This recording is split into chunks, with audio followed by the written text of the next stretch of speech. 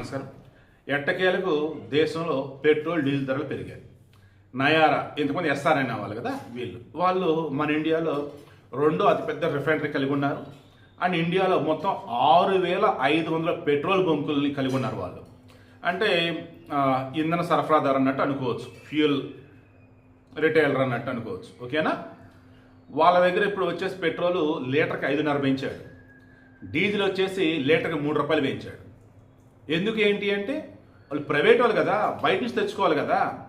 Obviously ఇన్నాళ్ళు ఆగున్నాయి, ఈలోపు వడ్డీలు పెరిగిపోయి ఉంటాయి, అండ్ ప్రొడక్షన్ రిమైనింగ్ ఇంకా ఉంటాయి. అబ్బా, ఎక్కడైనా కానీ గుర్తుంచుకోండి, ఒక విషయాన్ని కనుక వ్యాపార పరంగా మనం వాడవచ్చు అనుకుంటే వాడేస్తారు. అలా వీళ్ళు గవర్నమెంట్ వాటికి మాత్రం క్లియర్గా పెట్రోలియం శాఖ సెక్రటరీ ఎవరైతే ఉన్నారో సుజాత శర్మ చాలా క్లియర్గా చెప్పారు, పెట్రోల్ డీజిల్ ఇండియాలో కొరత లేదు, ఖచ్చితంగా రేట్లు మేము పెంచం, ఇప్పుడున్న రేట్లనే మేము ఉంచుతామన్నారు. So Indian oil, HPCL, Bharat ఇవి ఏవైతే ఉన్నాయో వాటి బొంకులలో పెట్రోల్ కానీ డీజిల్ కానీ పెంచలేదు. సఫిషియెంట్ లెవెల్ ఆల్రెడీ అనుకున్నాయి, ఆల్రెడీ వస్తూనే ఉన్నాయి పైనుంచి.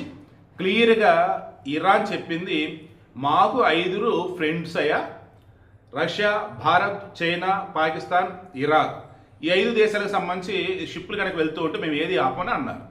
సో అలా చూసుకుంటుంటే మనకి అన్ని కూడా వస్తూనే ఉన్నాయి. ఇలా చెప్పుకుంటూ పోయినట్టయితే ఖచ్చితంగా ప్రైవేట్ ఆటల్లో ఏమైనా కొంచెం అటు ఇటు పెరిగితే పెరగవచ్చు, కానీ గవర్నమెంట్ ఆటలో మాత్రం ఎట్టి పడితే పెట్రోల్ డీజిల్ ధరలు పెంచలేదు, పెంచే అవకాశం కూడా లేదు.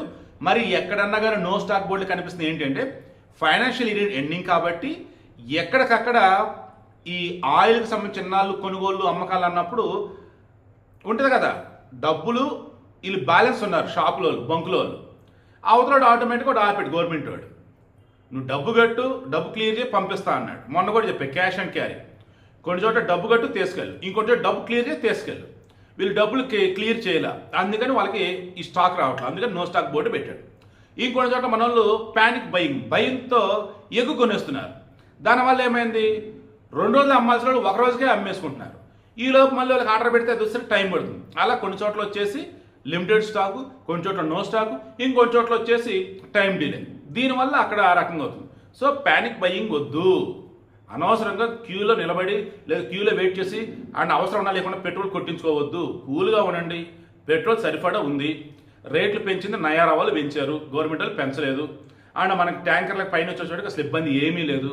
ఓవరాల్గా అన్నప్పుడు మిగతా దేశాలు రెండితో పోలిస్తే Bharat always safe country and always friendly country to everyone.